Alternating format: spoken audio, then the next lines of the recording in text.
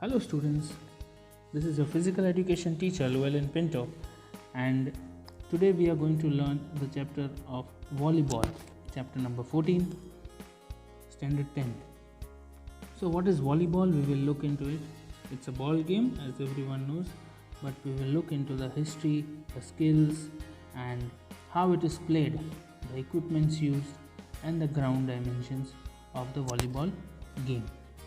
Now let us know the history of volleyball. Volleyball is an international game which is played in open air ground and in gymnasium, indoor hall. Volleyball game was invented in 1894 by Professor William G. Morgan. This game is developed by YMCA Institute. The full form of YMCA is Young Men Christian Association. This game was started at general level in America, which was developed very fast at international level.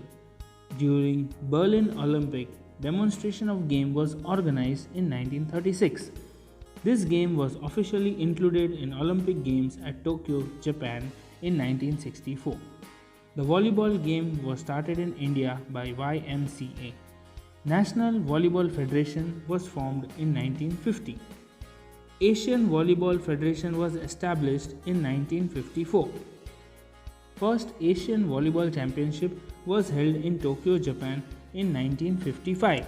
This championship was won by India. This game was officially included in Third Asian Game which was held at Tokyo during 1958.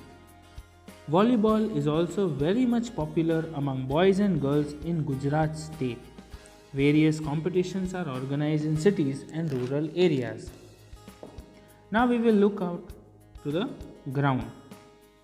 Volleyball ground is 18 meters long and 9 meters wide. The free playing space shall measure a minimum of 7 meters in height from the playing surface. All lines of ground are 5 centimeters wide and they are the part of ground.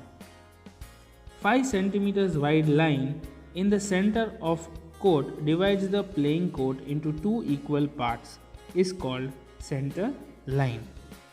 A 3 meter away from the center line, 5 centimeters wide and parallel to center line in each side lines drawn are called attack lines. You can see in the figure that from the center line measuring 3 meters there is a line which is called the attack line. Space between attack line and center line is called attack zone. So the space between the center line and the attack line is called the attack zone. The attack lines are extended to 1.75 meters from the side lines. 20 centimeters away from the side lines, 15 centimeter wide lines drawn both the sides are called service zones. So this is how the volleyball ground looks like. Now we shall see what are the equipments used to prepare a volleyball ground. The equipments are posts. The posts supporting the net are placed at a distance of 1 meter outside the sidelines. They are 2.55 meters high, round and smooth. Net. The net is 1 meter wide and 9.50 meters long, made of 10 centimeters squares. At its top, there is a horizontal band 5 centimeters wide, made of two-fold white canvas sewing along its full length. Each extreme end of the band has a hole, through which passes a cord fastening the band to the post for keeping its top tight. Side bands. Two white banners are fastened vertically to the net and placed directly above each sideline. They are 5 centimeters wide and 1 meter long and are considered a part of the net. Then comes antenna. An antenna is a flexible rod which measures 1.80 meters long and 10 mm in diameters, made of fiberglass or similar material. An antenna is fastened at the outer edge of each side band. The antenna are placed on both sides of the net. The top of each antenna extends 80 centimeters above the net and is marked with 10 cm stripes of contrast colors, preferably red and white. Cards: yellow card and red card. Then comes, these are two cards which are used to give warning and sent off to the players for indisciplinary actions. Height of the net. Height of the net for men is 2.43 meters and for women it is 2.24 meters. The ball shall be spherical, made of flexible leather or synthetic with bladder inside, made of rubber or a similar material. 4-number ball is used in volleyball game. Its weight is 260 to 280 grams and its circumference is 65 to 67 centimeters. Now in this figure you can see the ground drawn, and you can see the antenna, the net which measures 1 meter, and the total length of the net is 9.50 meters.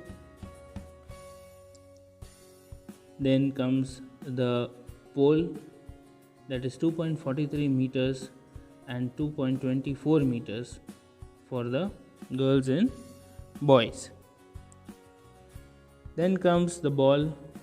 The ball is 260 to 280 grams and its circumference is 65 to 67 centimeters. The circumference also decides how much air has to be filled in the ball.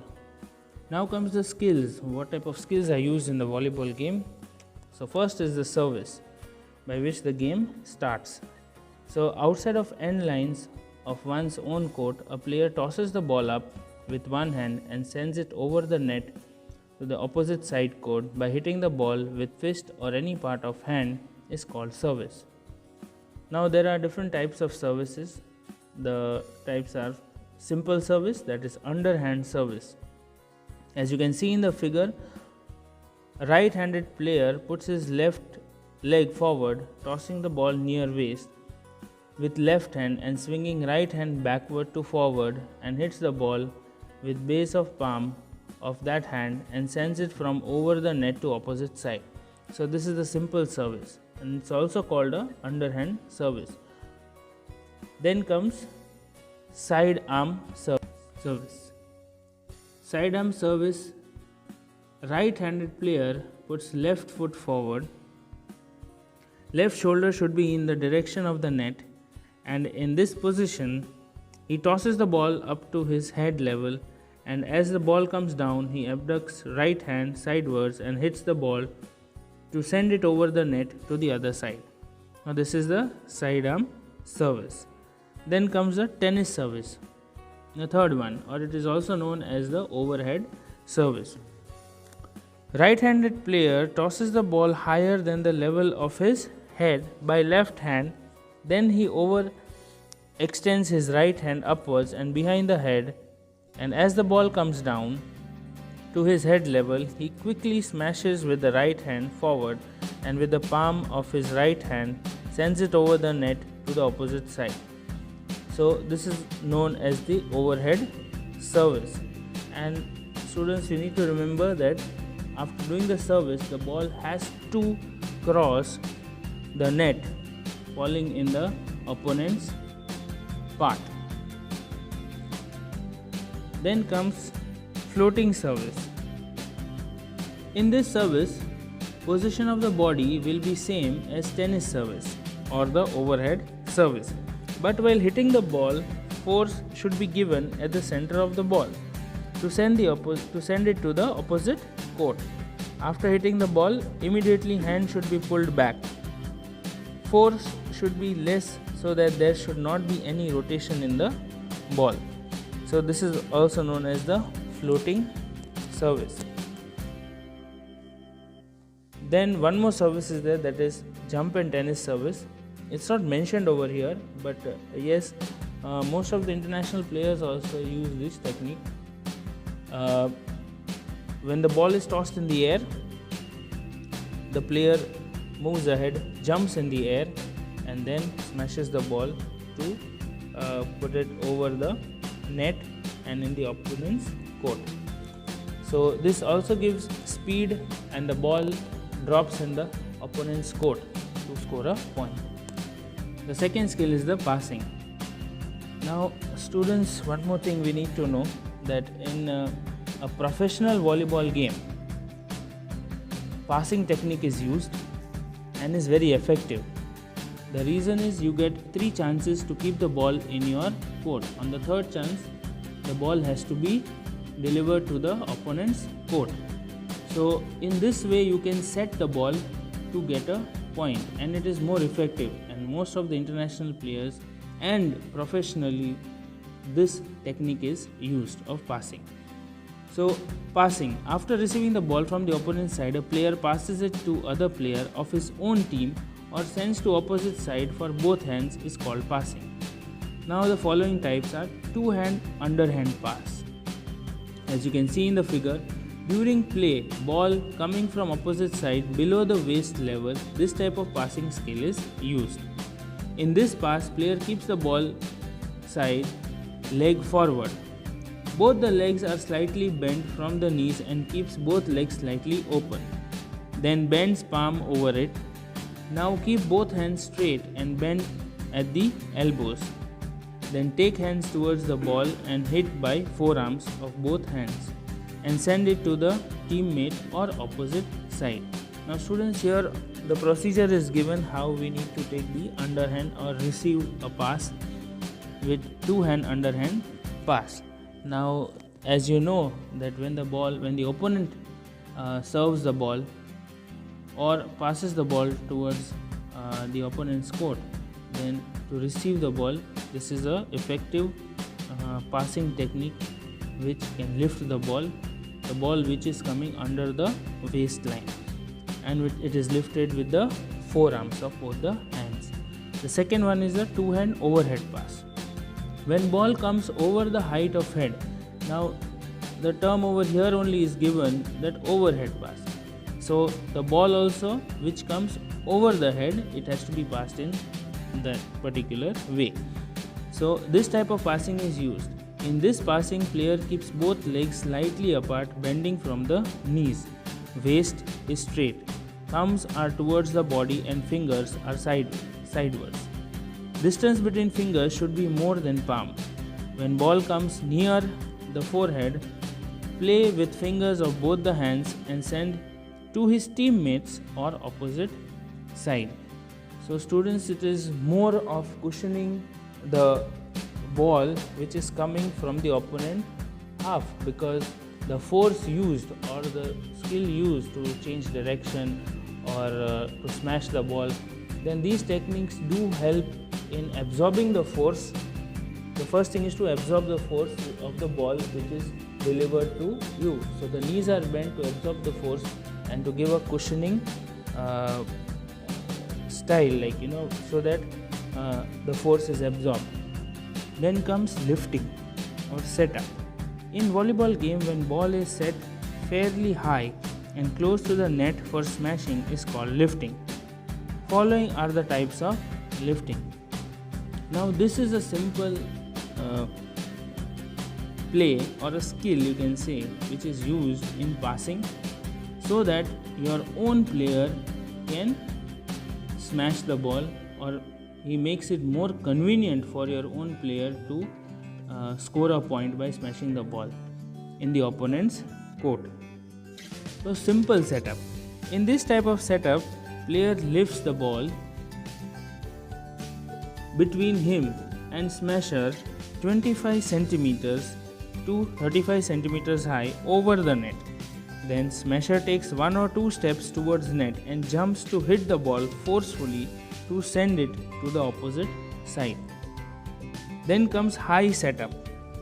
The setter lifts the ball high over his own head near the net is called high setup. In this setup, player lifts the ball over the net approximately 1.25 to 1.50 meters high.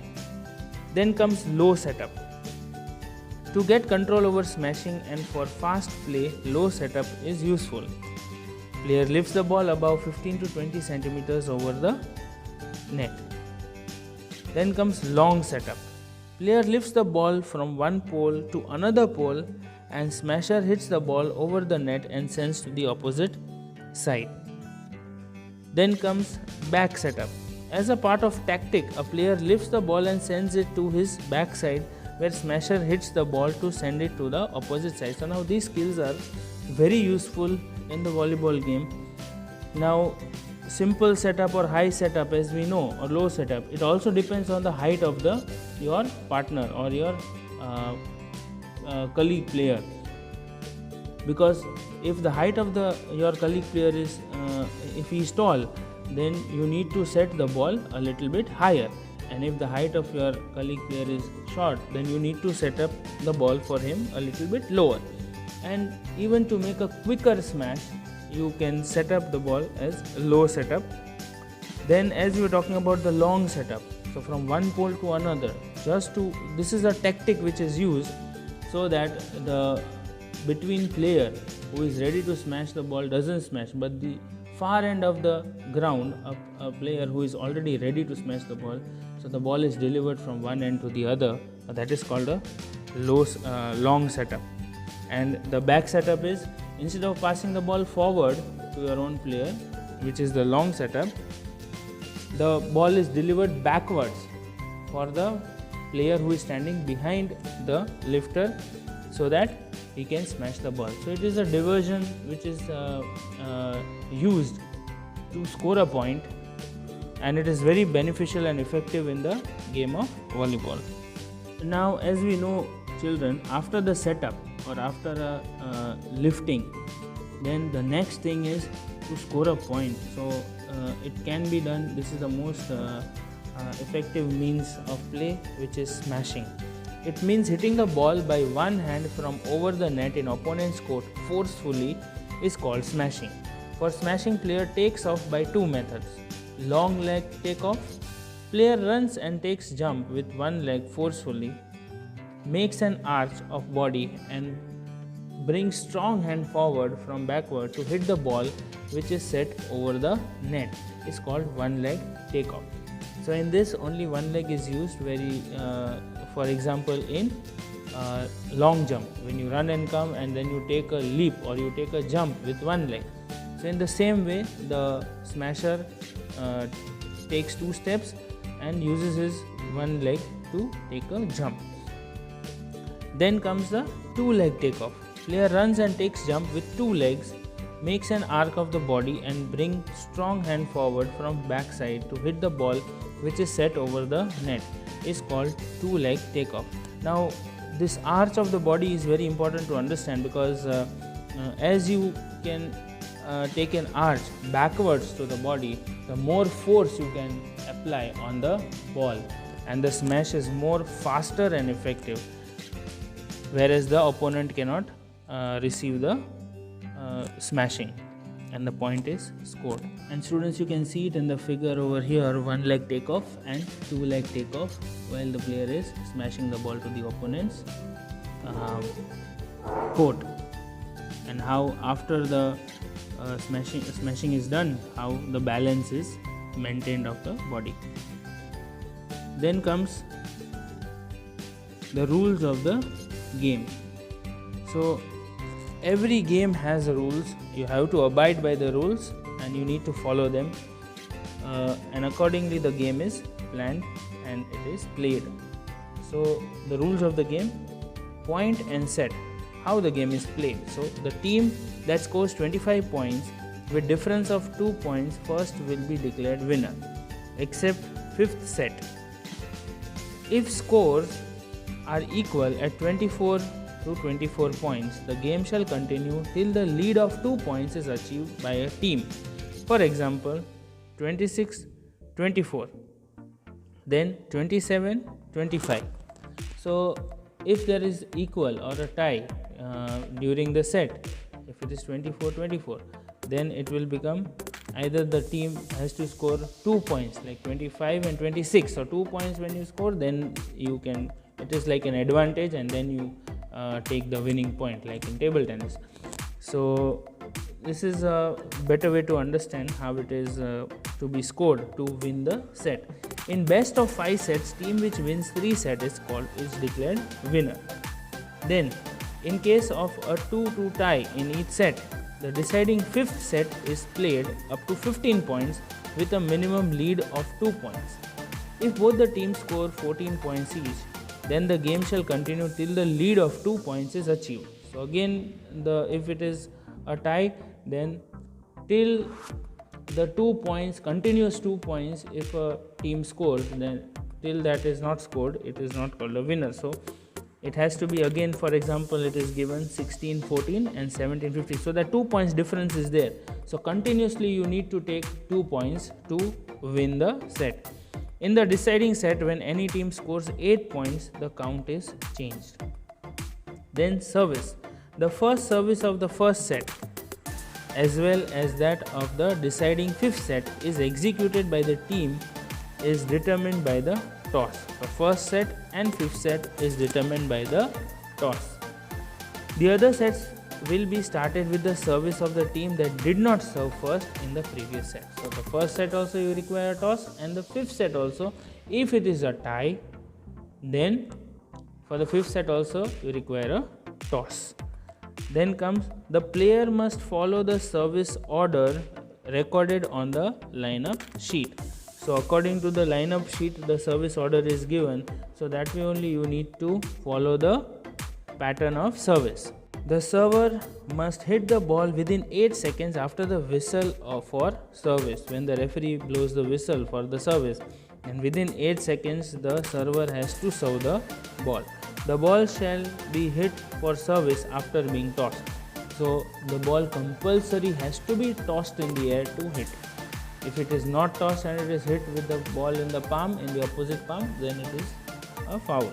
So if service ball passes under the net and touches other players or antenna, is considered as a foul of your own team.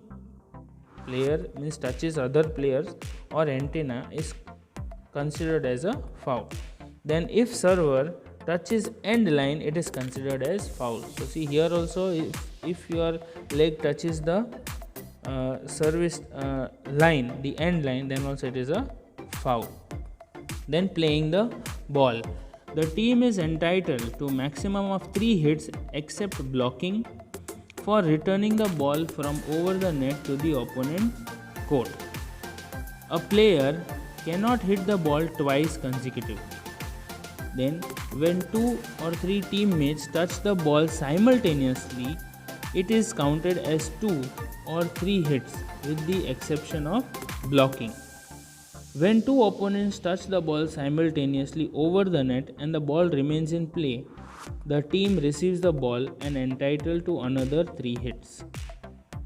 Then, while playing a ball, if it is held for a moment, it is foul. Scooping, pushing or carrying is also foul. Then comes smashing, blocking. A front row player may act smashing at any height within his ground over the net.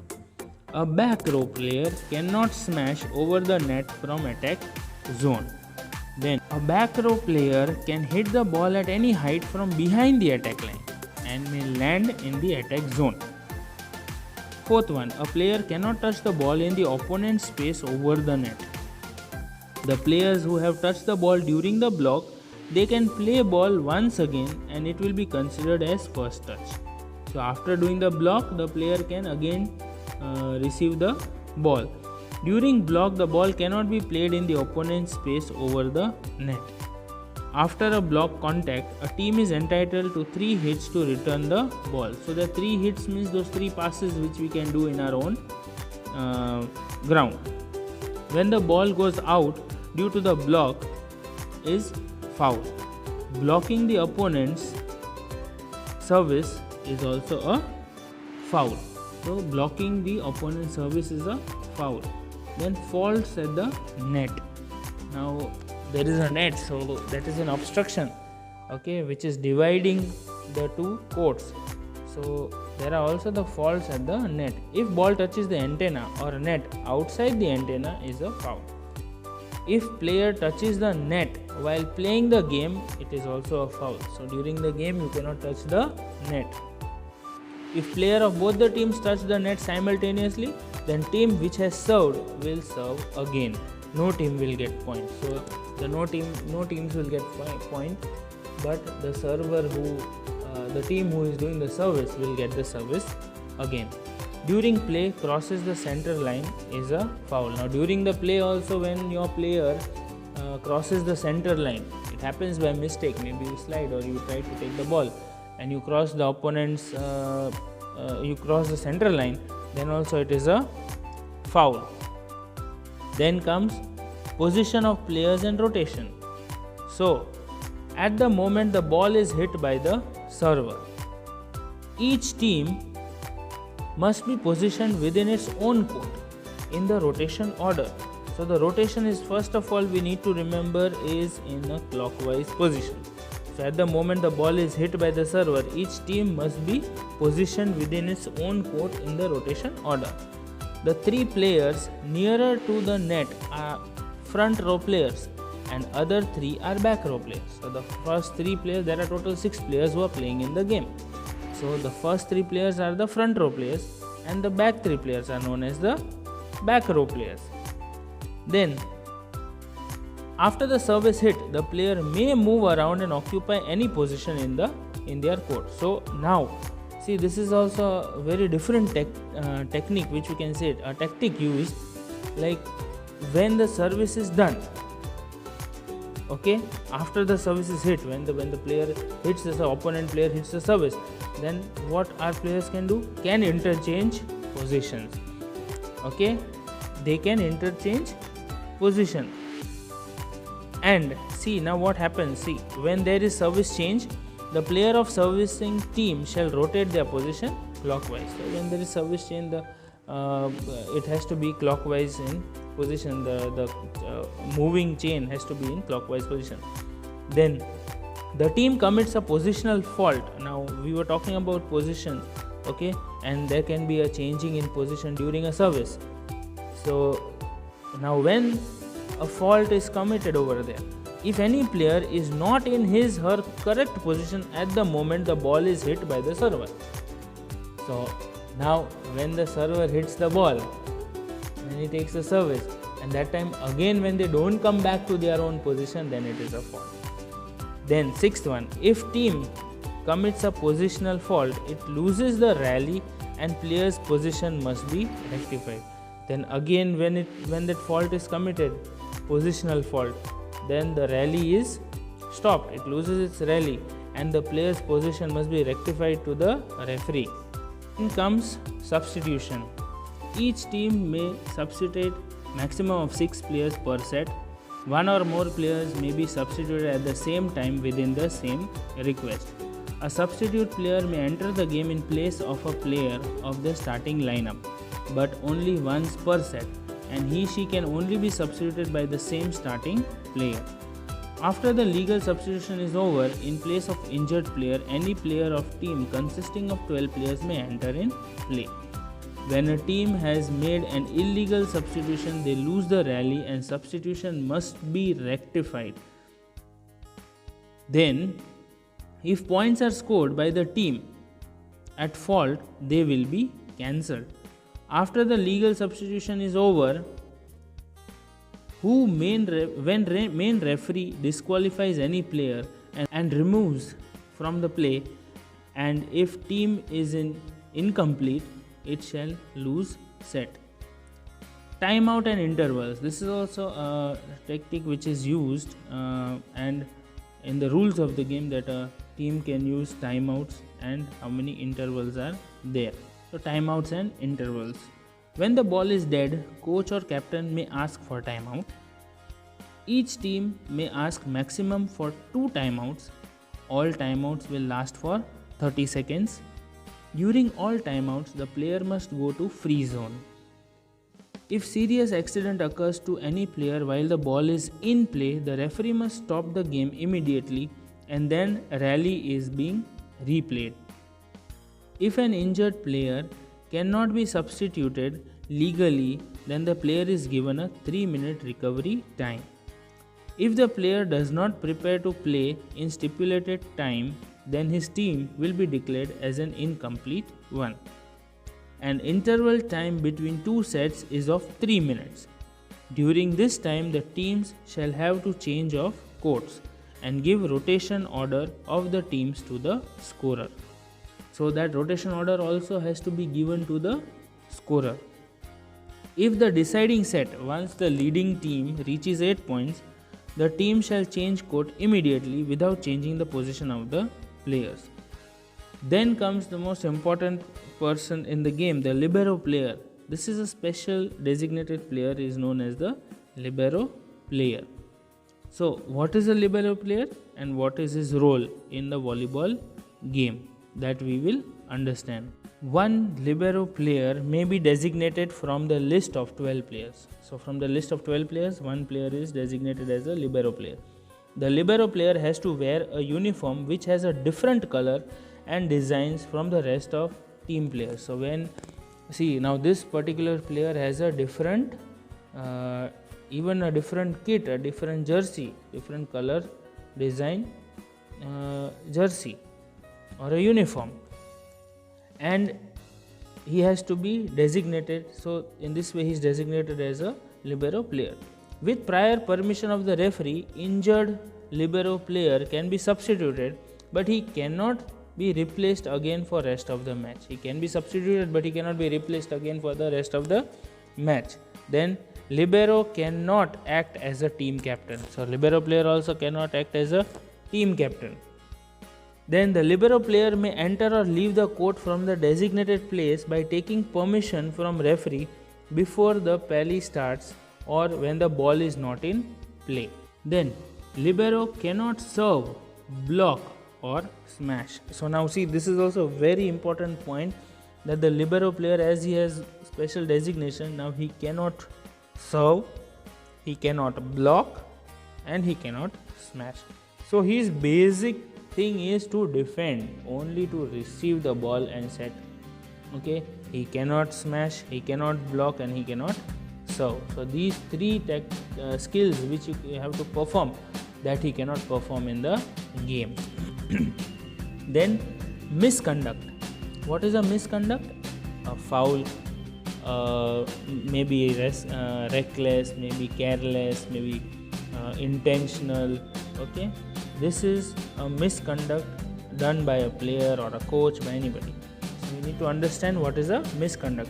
Any misconduct by a player will be penalized. Penalized means will be given a punishment. For first time, a player will be warned and it will be recorded in score sheet. So for the first time it will be warned and then it will be recorded in the score sheet that he has committed a foul, he has done some misbehavior or something like that. Then repeated misconduct by the same player will be liable to be expelled and shall not play for the rest of the set. So if the misconduct is repeated, then what happens? If the same player does repeatedly misconduct, then what happens? He is liable to be expelled and shall not play for the rest of the set. So that particular set he could not play. Fourth, a player who becomes aggressive and offensive will be debarred from the play immediately and will not play the rest of the match. Now see, first was repeated misconduct, can be expelled, but for a set. If it is more aggressive and more offensive, if the referee feels, if the scorer feels, then he can be debarred, removed from the play immediately and will not play for the rest of the matches, for the rest of the sets. So whole matches he is debarred. Then fifth one, for the smooth conduct of the game, referee may show the different color cards to the players according to the needs and shall give instructions. So yellow card is warning or caution and red card is expulsion from set or rest of the tournament. So these two cards, which is very effective to maintain the discipline of the game and respect of the game and other players. This is very important. So yellow card is a warning or a caution sign to the player to understand that now he cannot commit a foul, he cannot repeatedly do misconduct. And red card means he is expelled, maybe from the set or from the rest of the tournament. So in this way, children, we have completed the lesson of volleyball, and I hope you have understood the lesson well. Thank you.